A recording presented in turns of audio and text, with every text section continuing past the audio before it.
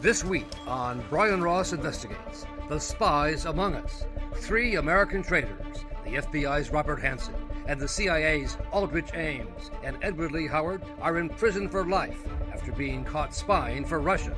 But tonight, new allegations from former CIA officer Robert Baer that there was a 4th man working for Russia who so far has not been caught. It was a matter of deduction that they came up with this guy's name.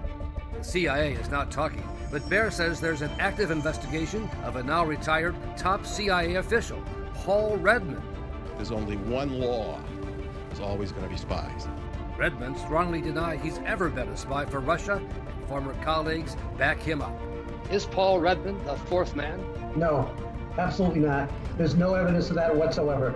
But the evidence is overwhelming that Moscow has had a steady stream of top security secrets from American spies, leading to the deaths of dozens of Russians who were working for the U.S. So how do you put a dollar value on that? All these lives that were lost. I don't think you can. Plus, this week's winners and losers in the media. See if you agree with the choices made by the editors of Mediaite. From the studios of the Law&Crime Trial Network in New York City's Herald Square, this is Brian Ross Investigates. Good evening, and thank you for joining us, and welcome to our friends on Facebook Live. I'm Brian Ross, joined as always by my colleague, Rhonda Schwartz. And Rhonda, we begin tonight with a real-life spy thriller. Amid concerns, there's been a Russian mole inside the CIA or the FBI who is yet to be caught, the so-called 4th man, Rhonda. That's right, Brian. 3 men are behind bars for working for the Russians. The FBI's Robert Hansen and the CIA's Aldrich Ames and Edward Lee Howard. But tonight, you're going to hear about a growing consensus that there was a 4th man or woman who has provided Russia with some of America's most closely held national security secrets. And we're joined now by Robert Baer, a former CIA intelligence officer and the author of the new book, The 4th Man. Mr. Baer, a legendary CIA spy whose exploits have been recorded in books and in the film, for instance, Syriane, where George Clooney plays Bob Baer. Bob, a former colleague of mine, thank you so much for being here. In your book, you document the investigation into trying to find the 4th man, and you actually suggest there is one prime suspect who came under investigation. What made him a suspect in this case? According to the investigators, and I only use firsthand sources for this book, only firsthand sources, he fit a profile of compromises to Moscow that Ames couldn't account for and Hansen couldn't account for. They decided he was somebody who had been assigned to Langley for 10 years, starting on Russia desk and then moving over to counterintelligence. It was a matter of deduction that they came up with this guy's name. There's only one law. There's always going to be spies. This is the man identified in the book as under suspicion, Paul Redmond, a now retired CIA senior official who was actually credited with tracking down Aldrich Ames, the Russian spy inside the CIA. Ames would not have been caught without Paul Redmond, and as far as I'm concerned, Paul Redmond was the individual who was chiefly responsible. At an intelligence community seminar after Ames was caught, Redmond even suggested there might be a 4th man. My only point here is I hope that this will not be just viewed as a quick fix, and then we'll go on to other things. This case exposes all sorts of weaknesses clearly in the Bureau and elsewhere in our government, and certainly deserves a very close look, an investigation to see really what's wrong so we can take sensible steps. The mole was the person looking for the mole, and he took credit for finding Aldrich Ames, tracking him down. He tracked down Aldrich Ames, Nicholson. He also found out that there was an FBI agent who turned out to be Bob Hansen, and he's a legend at the CIA. So why would he be a mole if he's doing all this work to find Russian spies inside American intelligence? Well, I never said he's mole. I just said the Russians, as they described it, it's called the Queen's sacrifice, is you give up lesser moles to protect your most important one. So like a chessboard move. Now, he actually talked to you. I assume he denied it? Oh, he absolutely denied it. He said, listen, we're friendly. And he invited me to come stay with him. He says, Bobby, I don't know why the FBI's been after me for 25 years. I don't know what they think they have. I have no opinion about this internal CIA investigation. Well, did you come away from that, Bob, thinking it couldn't be him? Look, intuition tells me it's not him.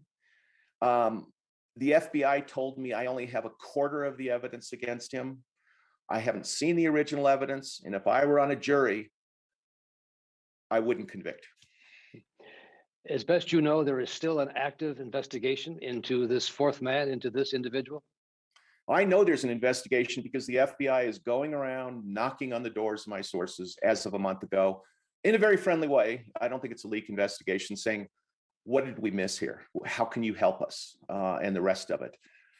And, if this is a very active investigation, and it's not because the FBI doesn't know what it's doing. It's just they cannot get a smoking gun on the guy they're after or somebody else. You also make the point in your book that this fourth man, whoever it is, really blinded the CIA and American intelligence into what was happening in Russia at a pivotal point in time. By 1998, the CIA did not have a single source in Moscow. Neither did the State Department, a reliable source, because the fourth man betrayed them all to the KGB.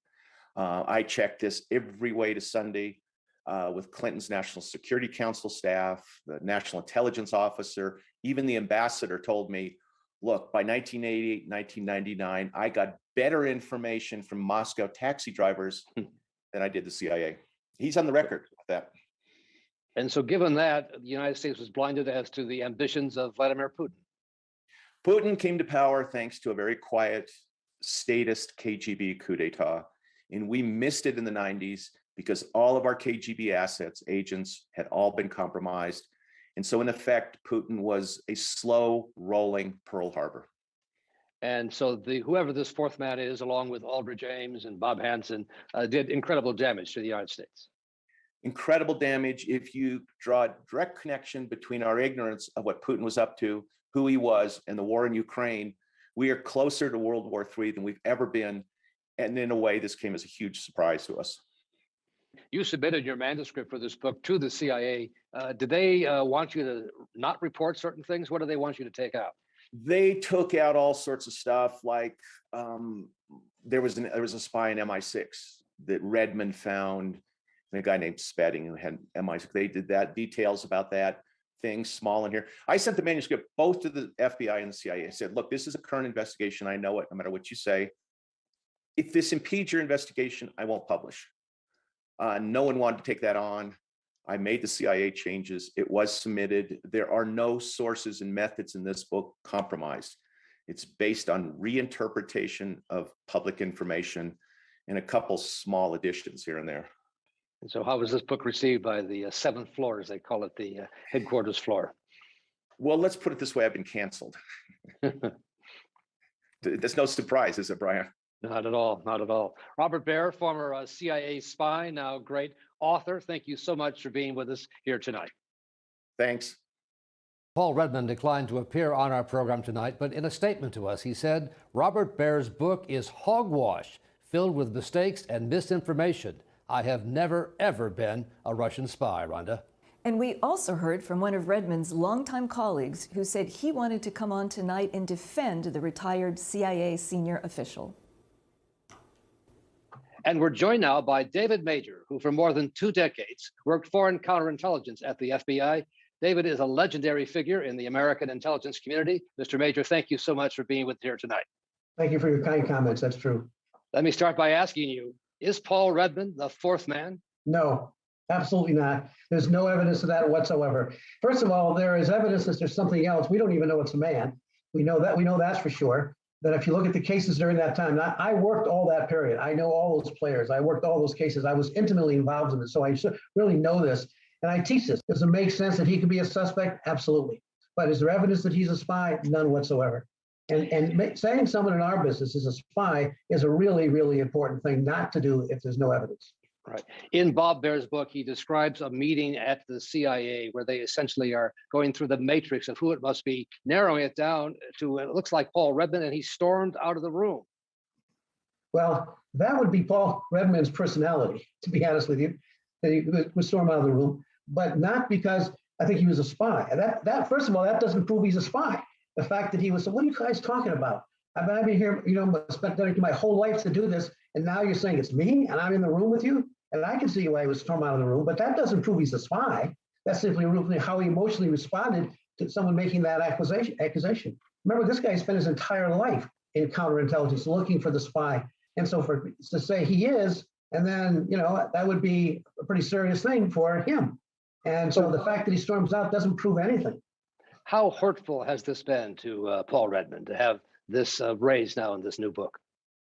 I think very hurtful, because in this business, our trust is very important. In fact, when you work in the business and you know these people, you have to trust each other. And Paul was one of those people that you trusted. He's an interesting personality. He's very volatile, very strong opinion. That doesn't make him a spy. It simply makes him a strong personality, which I think you need in this business. In his statement to us, he denied it very strongly. Have you asked him directly, Paul, were you a Russian spy? Yes. And? No, not at all, not even close. But bottom line, Mr. Major, you would say there are some events that are not explained by the treachery of Aldrich Ames or Robert Hansen or the FBI. There's somebody else out there, you think, who has been spying for Russia inside the FBI or the CIA? Yes. And do I believe there's somebody else? Absolutely. Do I believe it's a man? I don't know. It's a man. Could be a woman, as I said. Could be multiple people. Do you think we'll ever know who this fourth man or this fourth woman is? If we live long enough. One of the things I love about living is that if you live long enough, you'll probably always find the rest of the story. Because eventually it comes out. Somehow, someplace, sometime, somebody who knows the answer will come out. Now, it may not be in your or my lifetime, but I believe we will find out. But I don't believe we'll find out that it's Paul Redmond. David Major, thank you so much for being with us here tonight. My pleasure. When we come back, what makes an American intelligence officer turn on his country? A new look at the former FBI agent who wanted to be like James Bond. You're watching Brian Ross Investigates on the Law and Crime Trial Network.